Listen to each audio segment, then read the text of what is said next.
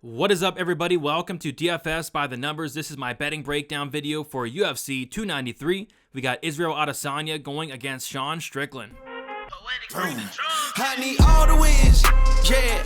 Harder than all that is. You better move, you might get knocked out. Knocked out. You better move, you might get knocked out. Knocked out. You better move, you might get knocked out. Knocked out. And we are back for another betting breakdown video. This week we are breaking down a UFC 293. We have a 12-fight card. And in terms of a pay-per-view, I think this is probably one of the weaker pay-per-views, right? But, you know, it is a solid night of fights. I am looking forward to it, and looking forward to it from a betting perspective as well. Not my favorite betting card in the world. I do have 8 bets. 6 of 8 are plus money. It's a card full of chalk, full of big favorites that are supposed to come through. On paper, it's probably a good parlay card, but I'm trying to find some value in a card full of chalkiness. So before we get started and get into everything, if you guys can please leave a like on the video, subscribe to the channel. It is always very much appreciated. I will be going live tomorrow for Best Bet. I'm going to be going live 1 or 2 hours prior to the prelim, so make sure you guys are subscribed so you don't miss out on that show. And yeah, as always, going to be going through these fights from a betting perspective and a betting perspective only. If you do want a further, more in-depth breakdown on why I'm betting what, on why I'm picking who, I did post a full card breakdown prediction video early in the week. But we have 12 fights to get through. I say we get right to it. And we're going to start with the first fight on the card. We have Kevin Jose going against Crosby. And this fight feels like a fight we should be watching on like Dana White's Contender Series. I'm not sure what the UFC's doing here other than trying to fill up a card. These two guys are guys that, I don't know, I guess, Jose is probably UFC caliber. I think he has a great skill set. I think he's a very, skilled fighter overall, but, not the most exciting fighter in the world. Like, this is a guy that has multiple fights that have went, 5 rounds, and if you go and watch those 5-round fights, it'll probably take a couple years off your life. I mean, nothing really happens for the full 25 minutes. So, yeah, it can be a little bit low volume. This is one where the spot that kind of sticks out would be like an under or a violence bet, but that's the thing. Jose is a guy that he's super tough. This is a guy that fought Jack Della Maddalena, and his only knockout loss actually came against Jack Della Maddalena, but it was like a cut stoppage, a doctor stoppage. He actually got dropped by Jack a couple times, but was able to recover each and every time, survive in there, and it was actually the doctor that stopped it there. So, Jose, he's very, very tough. And on the flip side, Crosby is a guy that's been finishing all of his losses, but, Jose is not really a guy that I see, throwing a lot of volume and having a lot of activity in there. So it's one of those spots where I think violence, if anything, and people are hammering the violence. It looks like the fight doesn't go to decisions now, like minus 165, 170. I can't quite get there. It's a low-level fight. I'm keeping my money away from this fight. The pick's going to be Jose, but I don't want to bet the guy, to be honest. Moving on, we got Shane Young going against Gabriel Miranda. And I don't change my pick often. I think I've done it 2 times in like the last 5 years. But I did end up changing my pick to Gabriel Miranda here. It's a spot where earlier in the week I was looking for like every reason to fade Shane Young here. I'm not a big Shane Young guy. This guy's on a 3-fight skid. Probably should be cut at this point. And, I wasn't too impressed with Miranda, but Shane Young came in at weigh-ins and looked awful. He looked terrible. He missed weight by a lot. He wasn't even close. And not only that, on the scale, he looked defeated. He looked like he already lost the fight. He looked like he didn't want to be there. He looked very uninterested. And then I thought, okay, that's interesting. And then at the ceremonial weigh-ins, he looked the same way. He looked defeated. He looked like he already lost the fight. So I'm not sure if, Shane Young's coming in here with an injury, which I think that might be the case, or he just had a very, very, very tough weight cut. Either one, maybe both. But yeah, I'm just not sure what's going on with Shane Young here. So in a fight that I already thought was kind of 50-50 just about on who's going to win the fight, seeing the weigh-ins absolutely swayed me to the Miranda side. So what I did, and it swayed a lot of people as well, Miranda's like plus 116. People are piling in on Gabriel Miranda as we speak. I'm not sure this line flips, but, Miranda's now a very, very, very popular underdog, and I think it's because of those weigh-ins. But for me, I took a half-unit shot on Miranda to win in the first or second round, half a unit at plus 260. Love this line just due to the fact that Miranda, in a 22-fight sample, 16 of his 16 wins have came not only in the first 2 rounds, but in the first round and a half, the first 7.5 minutes, all 16 of his wins have came early on. And if Shane Young's not ready for Miranda, if Shane Young's coming in here, injured or unmotivated or whatever it is, if you're not ready for Gabriel Miranda, he's going to walk right through you. He's going to go after you early, look for the finish, and if Young's not ready, Miranda's getting him out of there. So I didn't hate the under as well. The only thing that scared me with the under is I'm not sure Shane Young is really a finisher at the UFC level, and Miranda is a guy that, in 22 fights, he's only been knocked out twice, and it was against Benoit Saint-Denis, one of them. So instead of the under, I did take a half-unit shot on Miranda to win in rounds 1 or round 2. Moving on, we got Charlie Radtke going against Blood Diamond. I wasn't going to bet anything on this fight outside of maybe the sub prop, which is kind of interesting. I think that's another very popular play. But what a spot that really did stick out was on Bet365. They have the double chance. I know DraftKings and FanDuel have it as well. The double chance where you can do like the KO sub, the KO decision, the sub decision, right? So they have the sub decision for Charlie Radtke at plus 100.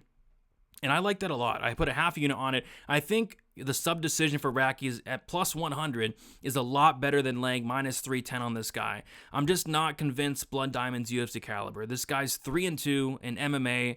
I don't know why he's in the UFC other than, well, I actually do know why. It's because, he's training at City Kickboxing and he's Adesanya's guy. So that's why he's a good striker, obviously kickboxing background. But if Charlie Radtke gets his fight down to the mat, I mean, there is going to be a massive levels difference in terms of the BJJ. Radtke is a very, very good grappler. Blood Diamond is the opposite of a very good grappler. So I think the sub's very live. I see why everybody's betting it. But I like that sub decision double chance, because if this fight does go the full 15 minutes, I can see Radtke mixing in takedowns. I can see Radtke even doing some of the better work on the feet as well. So yeah, give me a Radtke sub decision double chance there, plus 100 for a half a unit. Obviously, he could potentially knock out Blood Diamond, but Blood Diamond has never been knocked out thus far. Moving on, we got Nasrat Haqparast going against Landon Quinones.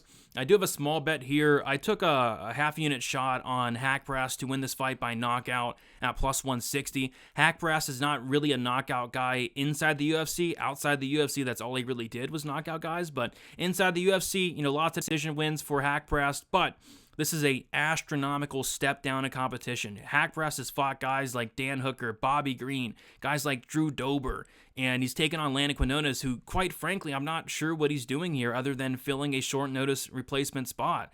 Haqparast should be better everywhere the fight goes. He's going to be the much better striker, better volume, and Haqparast hits hard. Haqparast has not only one knockout in the UFC, but he's dropped like 4 or 5 different opponents. Like, he has a lot of power, and Quinones leaves a lot of openings to be hit and be hurt. So Quinones has never been finished, but Quinones has never fought anybody near the caliber of Haqparast. And we saw what happened when Quinones fought somebody any remotely close to UFC caliber and Jason Knight in the Tough House. He got subbed in a round. So I think Haqparast, if he's paying off this minus 500 price tag, it's going to be by knockout. I don't want to mess around with a round. I could see a first, second, or third round knockout here, or a dominant decision. But give me the knockout at plus 160 for a half a unit. Moving on, we got Jamie Mullarkey going against John Makdessi. Going to keep this short and sweet. Big pass here. I was initially looking at like the Makdessi plus 3.5 point spread. I was hoping for plus money since he's such a big dog, but it's not plus money. I think it's like minus 120. I'm okay on that. I think Makdessi can make this a lot closer than the line does indicate. I know Mullarkey is everybody's favorite parlay piece this week, and there's reasons to like Mullarkey. He's younger, he's bigger. He can wrestle a little bit, but I think Makdessi can make this a little bit more competitive than people think. But it probably does go to decision, and if it does go to decision, we know who the judges are going to give it to. So just not really a fight I want to get involved in. I would never in my life lay minus 260 on Mullarkey, and at the same time, I'm not running to the window to bet a 38-year-old Makdessi who's going to be much smaller and against a hometown guy, Mullarkey. So it's a big, giant pass for me. Moving on, we got Jack Jenkins going against Chepe Mariscal. So I was initially looking at maybe Jack Jenkins by decision, plus 160. I don't think that's the worst look in the world if you do like Jack Jenkins. Mariscal has been knocked out 3 times, but he's super tough. I don't mind Jack Jenkins here to, take the fight down to the mat, do the better work in the striking, but, Chepe's a dog. He's going to fight for your money. I see why a lot of people are taking the dog shot on him. Skill for skill, I think Jack Jenkins is much better. I think this fight does go the distance, and of course we are... Jack Jenkins is a hometown guy as well. So lots of reasons to like Jack Jenkins here. Minus 200, though, it is what it is. I'm not running to the window for it. Like I said, by decision, if anything, but don't really love it. Going to pass on this one as well. All right, moving on. I'm not passing on the next 4 fights, though. We have Carlos Ulberg going against Da Un Jung. This one kind of freaks me out a little bit, so...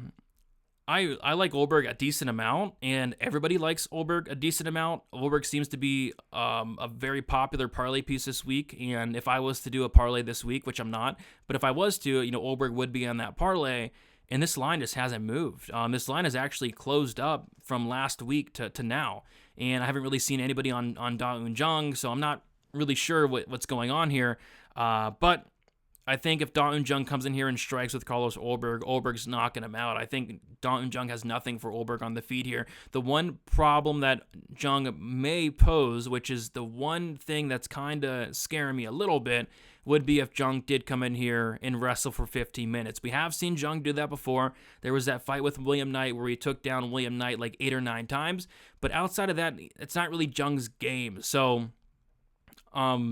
If Jung does go out there and strikes with Ulberg like I expect him to, I think Ulberg knocks him out and probably in the first round. Da Un Jung's a tough guy. He's been knocked out once, and it was by Dustin Jacoby in the first round, but he's tough nonetheless. But, Carlos Ulberg's knocking out tough, durable guys. He knocked out Nikolai Negumereanu. That guy's tough as they come. I thought nobody would ever knock out Nikolai Negumereanu without a shovel or a baseball bat or a bus. But Ulberg was able to knock him out in the first round. Very impressive knockout win there. And if he's knocking out guys like Negumereanu, I think he can knock out Da Un Jung as well. So what I did, instead of laying the minus 300 or whatever on Ulberg, I played the knockout prop, 1.25 units, minus 125, 1.25 units to win a unit. I think that's his best path to victory there. Knockout, probably early as well. Moving on, we got Anton Turkalj going against Tyson Pedro.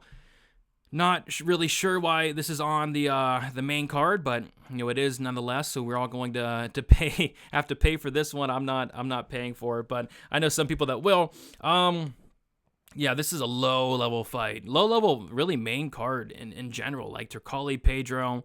We'll talk about the next fight. My goodness. Yeah, this fight's going to be hilarious at the very least. I think it's going to be fun to watch. I think it'll be very pleasurable to watch as well. Turkalj was a dog last week. People bet him all the way to a favorite. There's been some buyback on Pedro. Now it's about a pick 'em.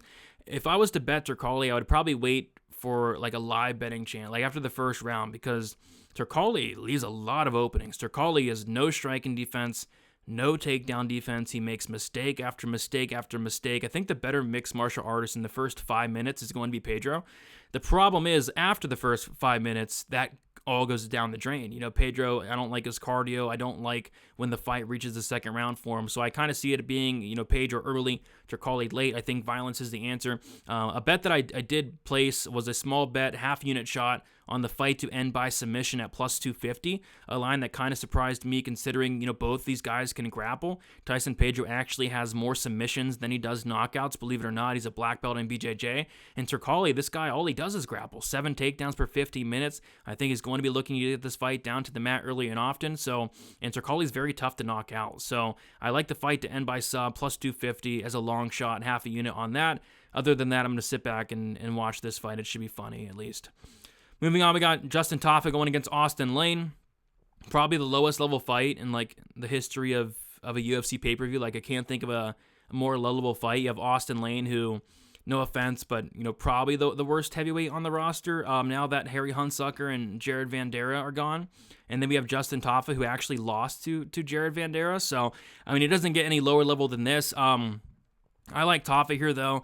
Austin Lane, I don't like his striking defense. I don't like his chin. Austin Lane's been knocked out 3 times. All 3 of those come in the first round. Maybe I'm being a little bit too aggressive here. Maybe I'm putting too much money on this fight, which I probably am. But I do have 1 unit on Justin Tafa to win this fight by first round knockout, plus 160, Bet River Sportsbook. I think Justin Tafa knocks out Austin Lane in the first round and gives Austin Lane his 4th first round knockout loss. The under 1.5 is juiced. It's heavily favored to finish under 1.5 rounds, and it's even favored to finish in the first round, like minus 150 for this fight to finish in the first round. And I'm getting Tafa plus 160 in the first round. I don't mind it. Low level fight, it kind of makes me a little sick to bet on this fight, but I think Tafa is very live for a first-round knockout here. Moving on, we got Manel going against Felipe dos Santos. We have Felipe dos Santos coming in here on somewhat short notice after pulling out. He didn't pull out. His opponent pulled out of his Contender Series fight. I think that was back in week 2 or week 3. And now we have Felipe dos Santos taking the most astronomical step up in competition I think I've ever seen. I can't off the top of my head think of a bigger step up in competition for Felipe dos Santos going from the Contender Series to Manel Kape, who's a top 10 flyweight and future top 5 flyweight, in my opinion, very, very near future. Manel Kape's kind of pissed off. Manel Kape has a chip on his shoulder. Manel Kape has had multiple opponents just keep pulling out. Like, this guy Kape just wants to fight. Alex Perez pulled out on fight day. Kai Kara-France pulled out of the fight. Manel Kape is very, very upset. He's ready to get in there. These guys had the most intense face-off of the day. This is going to be an absolute war. I see why money's pouring in on the violence props here. Money's pouring in on the fight doesn't go, on Kape inside the distance. And I agree with it 100%. This was actually my first 2 bets of the card. Beat a lot of alignment on both. Manel Kape inside the distance, minus 115 for 1 unit. And then I have to shout out my Uncle Wheezy.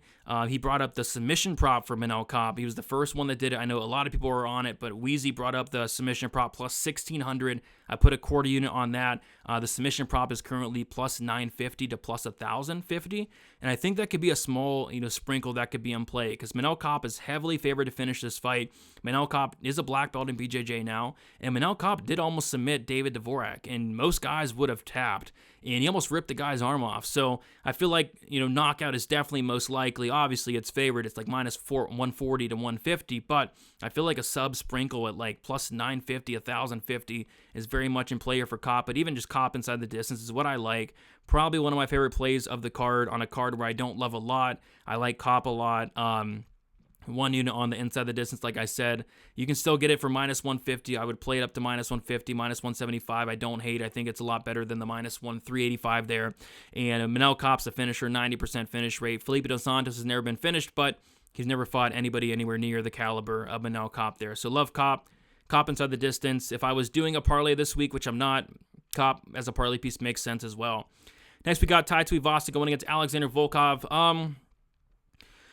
Yeah, I mean, I think violence here is something that stuck out to me, but they're all over it and more. Like, the fight doesn't go like minus 325, which, I mean, that's wide. Like, I could see like a Volkov decision potentially, but I think knockout's most likely here. The one thing I was looking at for Tuivasa was maybe a Tuivasa knockout prop. It was plus 320, but got bet down a little bit to plus 300. If I was playing this fight, that's probably where I would take a shot. Tuivasa by knockout at plus money. I get why Volkov is the favorite. He's much, much bigger. In terms of like who's the better mixed martial artist, it's Volkov all day. He has a lot more tools in the feet, much bigger, much more volume. But, sometimes the better mixed martial artist does not always win, especially in heavyweight. And Tai Tuivasa has the power advantage here. He hits like a truck. He's going to be trying to take off Volkov's head. So, yeah, if anything, it would be like a Tuivasa knockout prop. But I'm going to sit back and watch this one, enjoy this one, and hope for Tuivasa to get it done. But nothing sticking out really outside of like that Tuivasa knockout prop. But not something I want to really bet this fight. And then the main event, keep it short and sweet. Adesanya minus 650. No, thank you. I think he wins. I think he wins pretty dominantly. Does he get a finish, though, is the big question. A lot of people think so. I'm kind of leaning more so decision, but I'm not sweating 25 minutes of that. I was thinking maybe the Adesanya late props, but nothing's really sticking out. Like terribly priced numbers. Like Adesanya round 3 is plus 700. And that's what I got Max Holloway for, round 3 plus 700. So that's ridiculous. I like Adesanya. I'd say a good parlay piece, but minus 650. I mean, what are you gonna? That's not gonna add anything to your parlay. I was also looking at maybe the 4-5 decision for Israel Adesanya, but minus 115. I don't hate it, but I don't love it. I'm not gonna force anything on this fight. I'm gonna pass. So on this main event. So yeah, there you have it. Not a ton sticking out this week. But that's what I got for this week there. Quick recap. Kape inside the distance, 1 unit, minus 115. Kape submission, quarter unit, plus 1,600. Ulberg KO, 1.25 units, minus 125. Tafa KO 1 unit, plus 160. Turkalj Pedro fight ends by submission, half a unit, plus 250. Haqparast knockout, half a unit, plus 160. Miranda wins in round 1 or round 2, half a unit, plus 260. And then Raki, sub or decision double chance, plus 100. There you go. Best of luck. Bankroll management's key. This card's kind of tough, and I'm keeping it kind of light. And now that football season's starting, I hope that these lines start to calm down a little bit. Like everybody's parlaying up these favorites, and these lines are getting a little bit out of whack. But like I said, hopefully since football's starting, things start to go back to normal. But yeah, guys, best of luck. UFC 293. Please leave a like. Please subscribe, and we'll talk to you guys very soon. See you later.